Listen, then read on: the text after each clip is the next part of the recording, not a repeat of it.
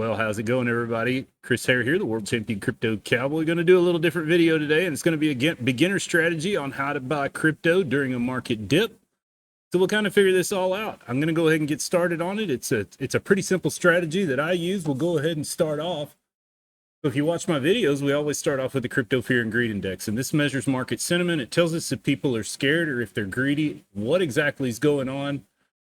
And I found another way to use it. It works really well for me. You hear the old verbiage all the time: buy in fear, sell in greed. Well, that's exactly what you can do with the Crypto Fear and Greed Index. I do it myself, and it's worked really well. As we drop into fear, I start making dollar cost averages. I start making small spot purchases. If we drop, see how these drop down just a little more? If we drop lower than my first purchase, I buy a little more. And then when we drop into extreme fear, I buy a little more. Usually they're like 20% of whatever I want to put in. And as we do this, I'd put 20% more, 20% more. And then when we get down here, I'll put it a little heavier, probably double the amount that I put in here. Then what I do is when they get up into greed, I start selling them off. So I put like $500 into Bitcoin, Solana, and Ethereum. And by the time we got to greed the first time up here, I was about $40 in profit. So I took 20% of the 20% of the spot bag. I mean, it just made sense to do it. But that kind of gives you an idea of how I do this. If you ever go up into extreme greed, I just completely close it out. You know, if you're longer term, obviously this won't work. But if you wanted a simple way to strategize to buy into the next swing and make a little money, it's a great way to do it. What I'll also show you, there's another different strategy I use, but I use it in conjunction with the Fear and Greed Index. I go to the daily chart. And we'll use Bitcoin because it's relevant right now, and it is what it is.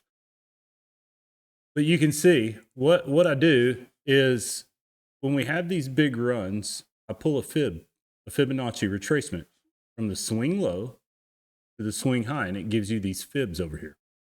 These are impulsive because the move's going up, but they'll work in the same way. Matter of fact, I'll just go ahead and delete it and show you how I do it, and then I can put them back later.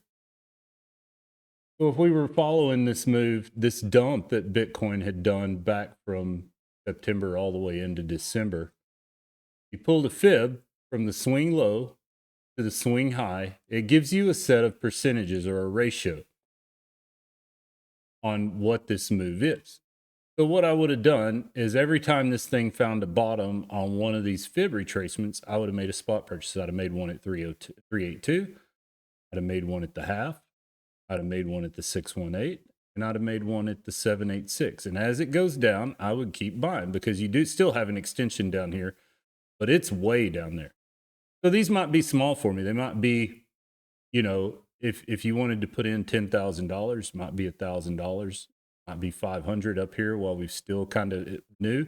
But once we do these retracements, if we started coming down again, I'd start buying heavier all the way down.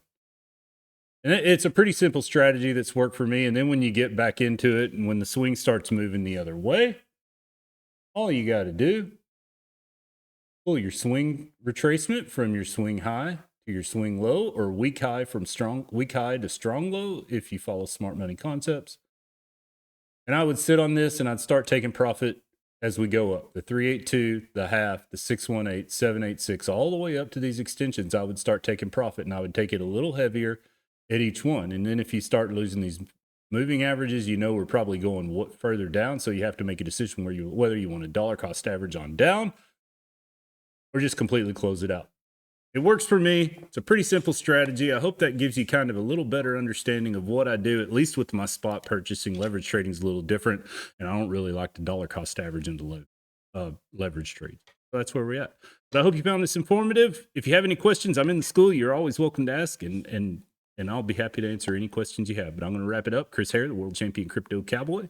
See you down the road.